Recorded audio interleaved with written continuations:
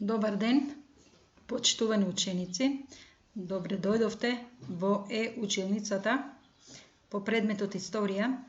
Јас сум Ленче Чиркова. Доаѓам од Основното општинско училиште Маршал Тито Струмица. Овој видеозапис е наменет за учениците од 7 оделение. Денеска сум тука да ја презентирам наставната содржина Самостојни феудални држави во 14. век од тема 6 Македонија во развиениот и доцниот среден век.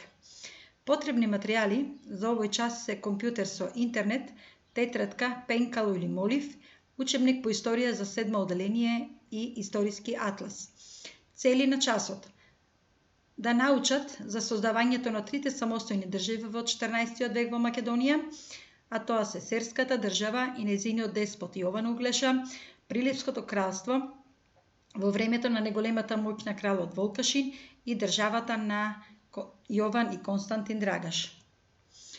Пред да преминеме на новата лекција, да се потсетиме со неколку прашања од претходните наставни содржини, а тоа се наброј ги самостојните владетели во Македонија во 14. век, кога се осамостоил кнезот Добромир Хрст и со кои области владеел, каде се наоѓала престолнината на кнезот Стрес и со кои области владеел, што можете да кажете за кнежеството Алексислав и кога и каде Стефан Душан се прогласил за цар. Можете да го запрете видеото, да ги напишете прашањата во вашите тетрадки и да започнете да ја следите оваа презентација. Цар Душан, како што учевме во претходните содржини, тој бил српски цар, кој породи незадоволството од владењето на неговиот татко, во 1331 година го симнал од престолот и станал нов владетел на српската држава.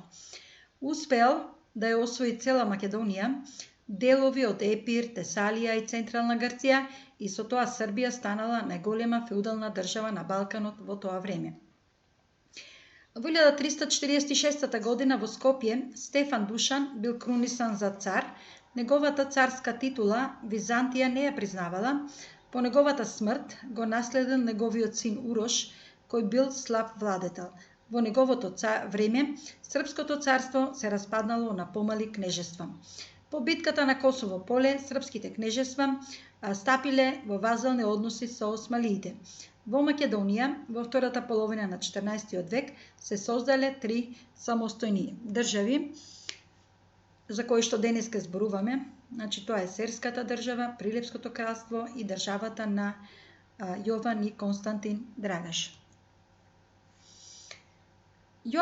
Деспотот Јован Углеша во 1365 година во југоисточна Македонија основал независна држава со центар во градот Цер.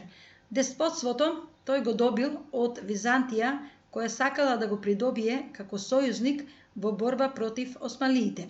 Во составот на Серската држава, освен градот Цер, со околината влегувале и градовите Струмица, Драма, Кавала и полуостровот Халкидики со Света Гора. Серската држава на исток се простирала до реката Места и се граничела со Осмалискиот султанат, а на запад до реката Вардар и со териториите на Волкашин. Државата на деспотот Јован Углеша имала голема поддршка и од Охридската архиепископија. Охридската архиепископија во тој период представува чувар на македонскиот народ и имала доста значајна улога, затоа што во тој период се развивала архитектурата со градење на цркви и манастири, кои што биле градени од делкан камен со широки ѕидови. Црквите исто така биле украсувани со резби од камен и дрво, се развивала и уметноста преку фреските и иконите, а исто така доста биле развиена и музичката уметност преку хоровите и црковното пеење. Деспотот Јован Углеша често пати имал напади од осмалиската држава, затоа тој побарал поддршка од сите балкански владетели, но единствено поддршка добил од неговиот брат Волкашин. Двајцата браќа биле најхрабрите христијански владетели на Балканот во тој период. Тргнале по течението на реката Марица и стигнале до местото Черномен во близина на Едрене, која што била престолнина на Османлискиот султанат. Двајцата браќа собрале војска од 20 до 70.000 според некои извори, додека војсководачот на Османлискиот султанат Лала Шахин Паша според некои извори собрал од 3 до 11.000 војници. Лала Шахин Паша ноќта издал наредба меѓу 25 и 26 септември да биде извршен напад на војниот логор на браќата. Во тој напад ќе бидат поразени војниците на браќата Волкашин и Углеша. Во војската ќе владее страв, паника, масовен колеж, значи дел од војниците ќе бидат убиени, дел ќе бидат фатени и одведени во робство. 26 септември е денот кога загинале и браќата Волкашин и Углеша. Наследник на браќата Волкашин и Углеша ќе биде синот на Волкашин, кралот Марко, кој што го гледате на овој слайд. Значи тоа е картата каде што се опишани териториите на браќата Волкашин и Углеша. Значи Углеша владее од градот Сер, каде што тука значи ќе биде почетокот каде што се собираат војниците, а додека Волкашин ќе владее од градот Прилеп. Втората точка е за Прилепското кралство. Прилепското кралство било средновековна држава во Западна Македонија со седиште во градот Прилеп. Владетели, како што кажав, ќе бидат кралевите Волкашин и кралот Марко. Волкашин бил крал на Прилепското кралство и татко на крал Марко. Во 1365 година бил прогласен за крал. Исто така, пред да биде прогласен за крал, значи тој ќе управува како управник и ќе извршува високи должности во дворот на српскиот цар Урош. По битката на Косово поле, кралот Волкашин ќе ги победи владетелите на српските кнежества и ќе почне да владее самостојно на овие територии, кои што ги опфаќале градовите Призрен, Костур, Вардар, Албанските планини, Преспа, Охрид, Дебар, Скопје, Приштина. Тој во тој период ќе го формира и манастирот Свети Димитрија, денес познат како Марков манастир. Значи, како што кажавме, центар е градот Прилеп и затоа неговото кралство ќе биде наречено по името на престолнината Прилепско кралство.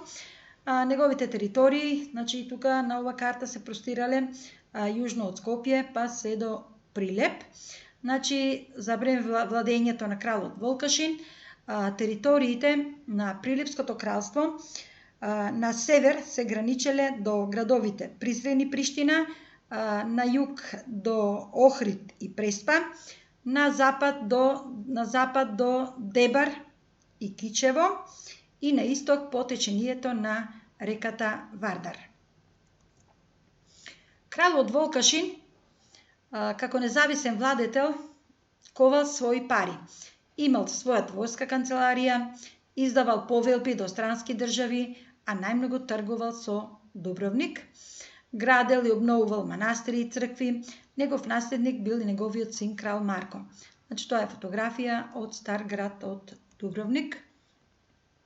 Кажавме дека кралот Волкашин е познат по ковањето на своји пари. Значи на овој слайд имаме се покажени сребрена монета, тоа е динар на кралот Волкашин од 1365 до 1371 година, тежина 1,15 грама, пречник 19 мм.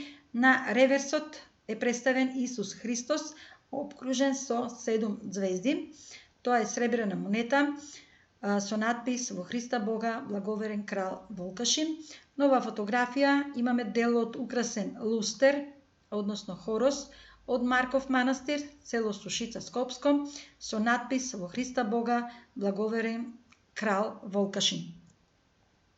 На оваа фотографија е представен Лесновскиот манастир, значаен за оваа лекција, затоа што на црковниот собир во 1347 година по наредба на Стефан Душан. Овој манастир бил назначен за седиште на Злетовската епископија, бидејќи тој манастир се наоѓа во селото Лесново, Пробиштипско. Затоа деспотот во 1341 година деспотот Јован Оливер го обновил Лесновскиот манастир и представува книжевен центар во Македонија. На другата фотографија е представен Марковиот манастир, кој исто така значен за денешната лекција, затоа што тука е представена црквата Свети Димитрий, која што е главна црква на Марковиот манастир во Скопје. Сочуван е надпис на јужниот влез внатре во црквата, на кој што пишувало, цитирам: овој манастир почна да се зида во 1345 година во дните на благоверниот цар Стефан и христолюбивиот крал Волкашин, а се заврши во дните на благоверниот христолюбив крал Марко. Последната точка од денешната лекција е за државата на Јован и Константин Драгаш.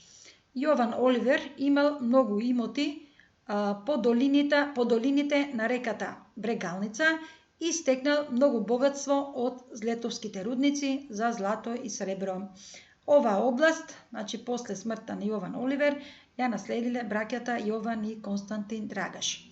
Овие браќа ја признале власта на Волкашин, а по неговата смрт се осамостоиле во Североисточна Македонија. Нивната престолнина била градот Велбушт, односно денешен Кюстендил. Нивната држава се протегала меѓу реките Вардар и Струма, со градовите Мелник и Струмица на југ и Прешево и Врање на север. Кога постариот Јован умрел, со државата управувал помалиот Константин. За да ја зачува власта, станал вазал на османлиите. Вазал тоа значи дека самите владетели започнале да плаќаат данок на османлиите и секогаш биле во придружба на султанот во борба против непријателот. Домашна задача за денешната лекција: имате неколку прашања и тоа наброј ги самостојните држави во Македонија во 14 век, што можете да кажете за серската држава, објасните го издигнувањето на Прилепското кралство, кои области ги зафаќала државата на Јован и Константин Драгаш.